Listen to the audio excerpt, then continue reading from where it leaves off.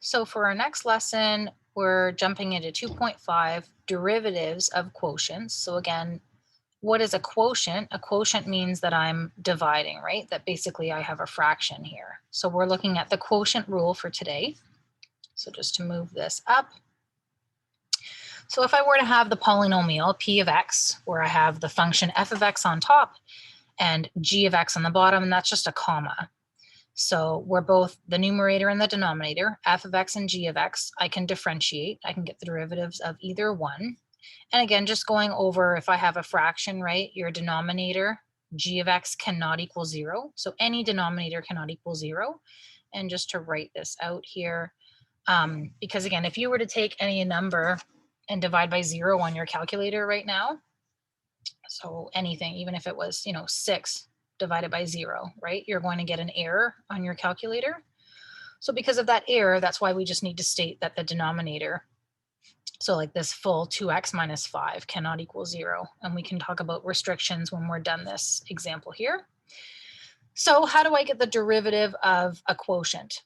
So p primed of x would be equal to, I get the derivative of the top numerator. Oh, I didn't know that my pen was still on there.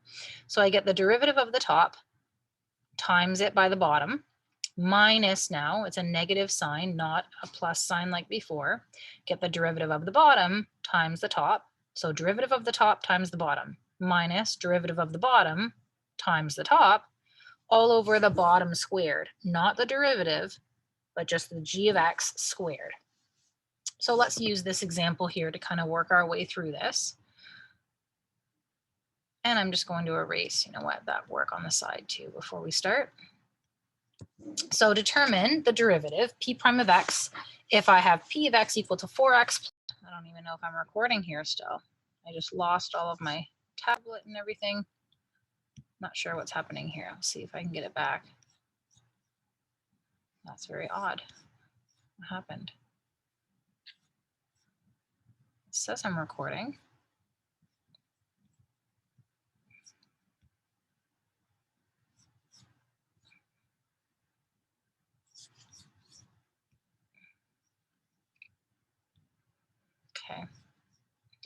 Okay, sorry, I don't know what happened there, but so here's our first example, 4x plus 9 over 2x minus 5. So to get the derivative, p prime of x, again, if we follow, it's the derivative of the top times the bottom. So the derivative of the top would actually just be 4, right? So 4 times exactly what's on the bottom. So for multiplying, I just use brackets, and then don't forget it's minus now the derivative of the bottom and then times the top. So the derivative of the bottom here would just be 2 multiplied by whatever is on top.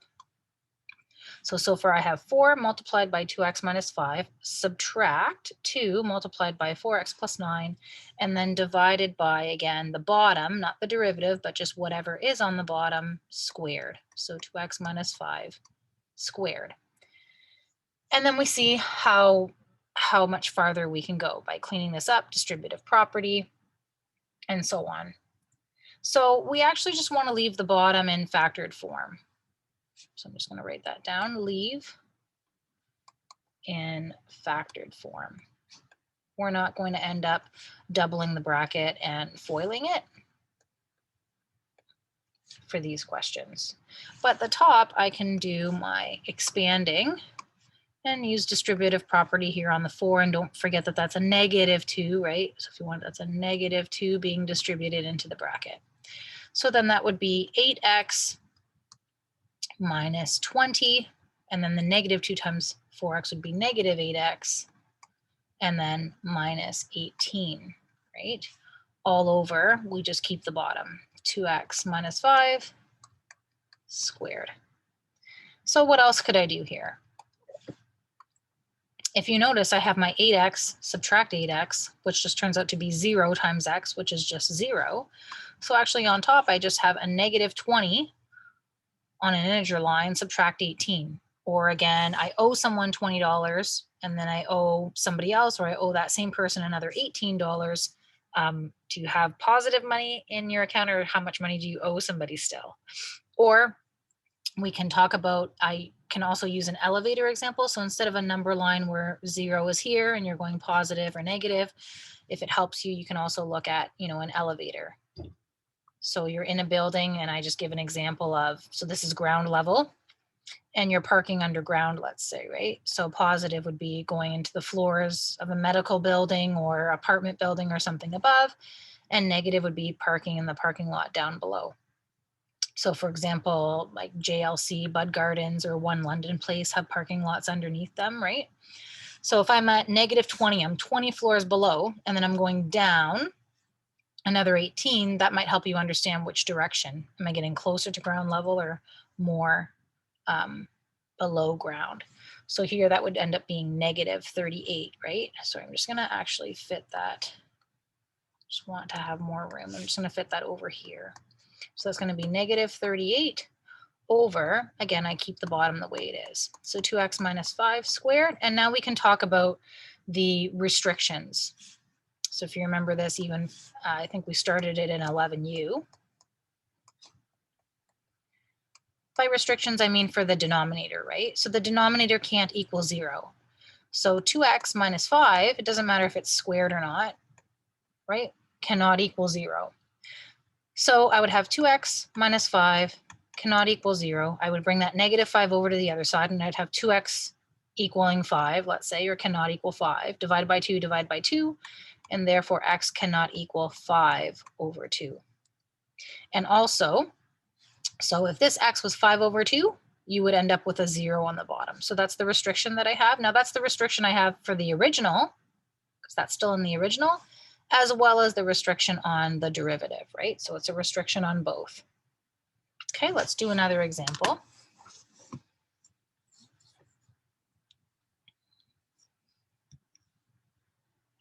So differentiate 1a here. I'm just going to try to give myself as much room as possible for you. So y equals 2x squared minus 7 on top over 4x squared plus 3 on the bottom. So if I want to get the derivative, y prime, then don't forget using the rule up above, derivative of the top times the bottom. So derivative of the top would be 4x times whatever is on the bottom. That's a cubed, 4x cubed plus 3. Don't forget your subtraction sign. The derivative of the bottom times the top. So the derivative of the bottom is, again, 3 in front. So 3 times 4 is 12x squared multiplied by whatever is on top, 2x squared minus 7. So again, I have 4x multiplied by 4x cubed plus 3 minus 12x squared multiplied by 2x squared minus 7 all over, not getting the derivative, but just whatever is on the bottom, 4x cubed plus 3, and that's going to be squared. And again, we leave that in factored form all the way down. So what can I do on top, right? I can do my expanding just like I did before. So taking that 4x and multiplying it in, and again, negative 12x squared and multiplying that in. So that's going to end up being here 16x to the power of 4 plus 12x minus double 12, so minus 24x to the power of 4, right? When you multiply, you add. It's not that I multiplied them, I added the exponents. And a negative here is positive, and then you just have to figure out what is 12 times 7, or negative 12 times negative 7. So you should have positive 84x squared all over the denominator. 4x cubed plus 3 squared. Then like terms, collect like terms. So we can just write that over here. Collect like terms. Which again, if you just had one color, you could underline ones that are the same, circle ones that are the same, put boxes around ones that are the same, but it does always kind of help to have multiple colors. So if you wanted to pick up, there's pens that you can get that are pink, green, blue, orange, use different colors for that, or pencil crayons even, just to have a couple with you. It might help you out with this. So I have 16x to the power of 4 minus 24x to the power of 4. Those are like terms. Now, if I was 16 floors above ground and then I went down 24, I'm going to be underground, right? So that actually works out being -8. And just to go over, it's still x to the power of 4, right? You're not changing that at all. And the rest are not like terms. So just to put them in order, I would go with the next highest exponent. So plus 84 x squared plus 12x. And then all over again, I don't do anything with the denominator. 4x cubed plus 3 squared. Now what you could do here is I could factor,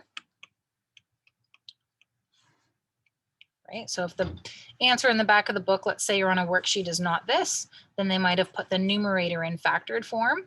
So I have an x to the power of 4, x squared, and a single x. So I know I can take out at least one x. And if I take a look at the numbers 8, 84, and 12, I can't take out an 8, because if you double 8, you get 16. But a 4 is common. You can take 84 divided by 4, and you would get a whole number. 4 is common to all three terms. And just because the first term is negative, I'm going to factor out the negative as well. So if I factor out a negative 4x, I'd be left with 2x cubed. And then how do I get from a negative back to a positive? Or 84x squared divided by negative 4x, right, would end up being a negative. 84 divided by 4 is 21. And there's still one x left. And then here I would also have a negative 3. But I took that x out, so there's no x left over. And have that over top of 4x cubed plus 3 squared. And that would be as far as I can go. So the answer may be in factored form in the textbook or on a worksheet. And again, you can talk about your restrictions here for x for the denominator. Let's do another example here before I give you guys a chance to start one on your own. So if I have the numerator, 6x minus 1, the denominator is 3x plus 5, all to the power of 4. So here at the bottom, I never had anything to the brackets to the power of anything so far. So I have this power of 4. Once we do get the derivative of the bottom, I'm going to have to use the power chain rule. So let's see what this would look like. So f prime of x, getting the derivative of this, is again taking the derivative of the top and then just timesing the bottom. So the derivative of the top here would just be 6. So 6 times, copy out what's on the bottom, 3x plus 5 to the power of 4. And then again, that minus sign. Then I have to get the derivative of the bottom times the top. So the derivative of the bottom is to bring this 4 out in front, right? Copy down what's on the inside. 1 less than 4 would be 3, but then I have to get the derivative of the inside, which is just a 3. And then I'm multiplying that by whatever's on top, 6x minus 1. So I could see maybe how you would do all this and then forget that I'm multiplying by another third section, which is, again, what's on top. So just go slow and following the rules. And then all over the bottom, now be careful because this already has an exponent. Now that whole thing also needs to be squared. So I could use square brackets here to indicate 3x plus 5 to the power of 4, and then close my bracket, and then that whole thing is squared. So you should know the rules if I have power of a power rule. If I have two exponents beside each other with a bracket separating them, I would end up multiplying those two, right? So that's how I could clean that up. So now let's clean up the second term here. So I'll copy out the first term, the 6, and the 3x plus 5 to the power of 4. But then I have negative 4 times 3, right? So the negative 4 times 3 would be negative 12. So that part, let's say if you wanted to cross that out, is done. 3x plus 5 to the power of 3, and then my 6x minus 1. And then I can clean up the bottom too, just like I said, it ends up being 3x plus 5, and I multiply those 4 times 2 to get to the power of 8. So just like this step here, now that I've expanded, multiplied, gone as far as I could here, right? Because I can't do 6 times 3x and 6 times 5 because it's to the power of 4, right? So I can't do distributive property. And I'm not taking these and foiling them and expanding them in any way. So the next thing to do here would be to look and see if I have a common factor. So just to separate my terms again, terms are separated by a plus or minus sign. So that is one term. And then the negative 12 This is all multiplied together. That is a second term. So is there anything here that I could factor out? Any common factors? So if I take a look between the 6 and the negative 12, I could take out a 6. And do you see the common factor of the 3x plus 5? 3x plus 5. Here I have 4 of them, and here I have 3. Excuse me. So I could take out a common factor of the 6. The negative's not common, and it's not first, so I won't take that out. And then I can take the 3x plus 5 to the exponent of 3 out. And then what would that leave me with for the first term? For the first term, I took out the 6. I took out 3 of them, so I have 1 left over of 3x plus 5. I can leave in brackets. And then I would have negative 2 here, right? I'm just going to erase this common factor part because that's now getting in my way here. And then I've taken all of these out, so I would just be left with the 6x minus 1 and close my square bracket. All over, I still have to keep my denominator. I'm not doing anything different there. Now, is there anything I can do to clean this up a little bit more? Again, I can't do distributive property here, so I'm going to write that down. 6, 3x plus 5 to the power of 3. But I could do distributive property of the negative 2 into the brackets here. So if I just keep multiplied by the 3x plus 5, and then I could collect like terms. Minus 12x plus 2, right? All over the denominator. And to not have to clear this, what I'm going to do is, if you can just bear with me here, erase all of this side and just, again, continue on the page if you can.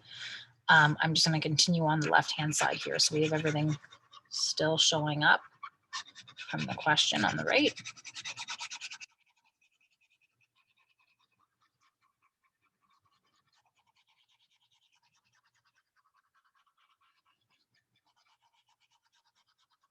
Okay. So up here, then I can collect like terms there, like I said. So I have the 6 bracket 3x plus 5 cubed, and then multiplied by 3x minus 12x. So 3 minus 12. I had $3 and then I owed someone $12, right?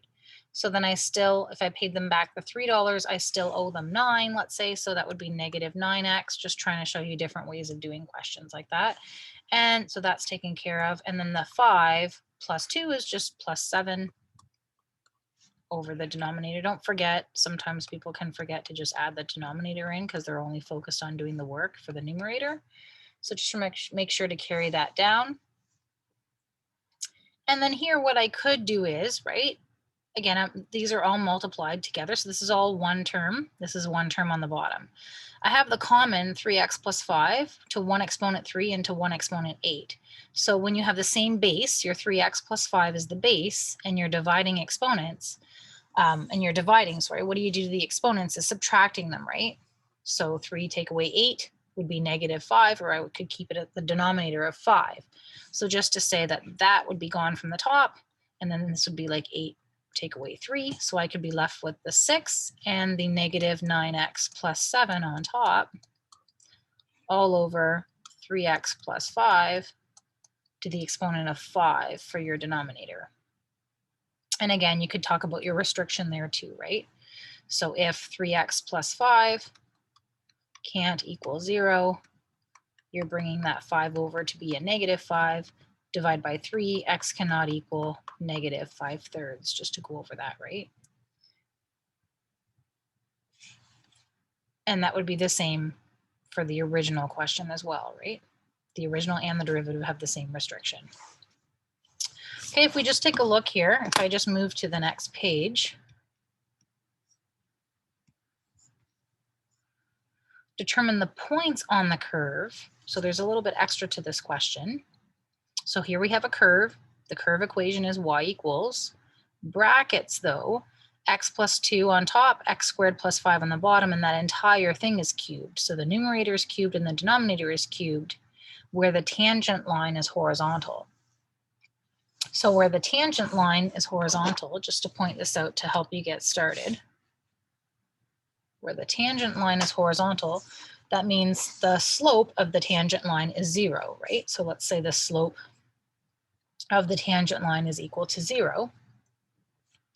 So the derivative would also be 0. So if we're talking about y here, then y prime, the derivative, would also be equal to 0. So again, the quotient rule is the inner function is cubed, and the outer function is the cubed part, right? So let's say the inner here, just to go over, the inner portion is the x plus 2 and the x squared plus 5. The outer portion, so in terms of like our original example was, I believe, f of x and g of x, right? So our f of x can be the inner, and our outer part here can be, let's just say, x, if that was x cubed.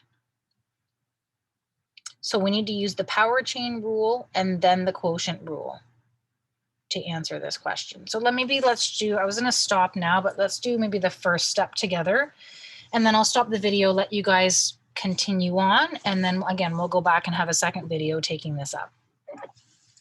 So y prime is equal to, again, the derivative of the first multiplied by the second.